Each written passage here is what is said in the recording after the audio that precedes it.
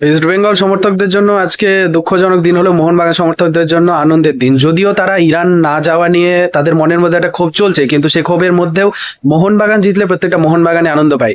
কেমন খেলেছে চেন্নাইয়ের বিরুদ্ধে সেটা নিয়ে আলোচনা করবো না, খেলা যারা দেখেনি তাদেরকে বলবো যে বৃষ্টি ছিল, প্রচন্ড বৃষ্টি ছিল, ফলে মোহনবাগান প্রথম থেকে ভীষণ সমস্যার মধ্যে পড়ছিল। তবে ফুল অফ এনার্জিতে খেলেছে চেন্নাই। মাত্র 2 সপ্তাহের প্র্যাকটিসে ক্লিফোর্ড মিরান্ডার হাত দিয়ে তরুণ ব্রিগেড কি অসাধারণ ফাইট করেছে মোহনবাগানের বিরুদ্ধে। রেজাল্ট সে কথা বলবে না, দুটো গোলই Jamie McLaren, outstanding Jamie McLaren. বল সেভাবে পায়নি, কিন্তু যেটুকু পেয়েছে তাতেই গোল। 2টো গোল করেছে, আউটস্ট্যান্ডিং 2টো গোল করেছে। সাহাল আব্দুল সামাদ আজকে অ্যাটাকিং মিডফিল্ডারের জায়গায় খেলেছে, এবং বাঁদিকে লেফট ব্যাক পজিশনে খেলেছে সুভাশিস বোস, রাইট ব্যাক পজিশনে খেলেছে মেহতাব সিং, এবং দুজন ফরেন ডিফেন্ডার, এবং বাকি ফ্রন্টে ম্যাকলারেনকে রেখে টোটাল ইন্ডিয়ান স্কোয়াড নিয়ে খেলেছি আমরা ম্যাক্সিমাম টাইম। দুর্দান্ত খেলেছে।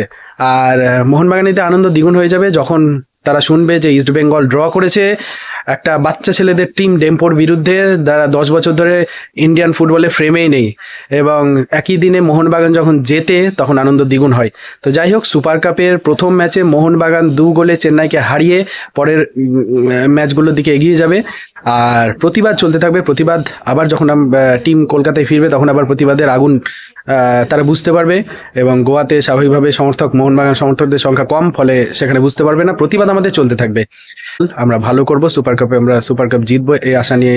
জানি না তারপরে আমাদের এএফসি কত বছরের জন্য ব্যান করবে বা কি হবে। সুপার কাপ জেতার পরে হয়তো দেখা গেল যে সেকেন্ড যে টিম তাই সে এএফসির টুর্নামেন্টে চান্স পেল, সে হোক, কিন্তু সুপার কাপ জিততে হবে, এটাই হচ্ছে কথা। ইস্ট বেঙ্গল হারবে, ইস্ট বেঙ্গল ড্র করবে, এবং মোহনবাগান জিতবে। এর থেকে আনন্দের কিছু হতে পারে না। জয় মোহনবাগান।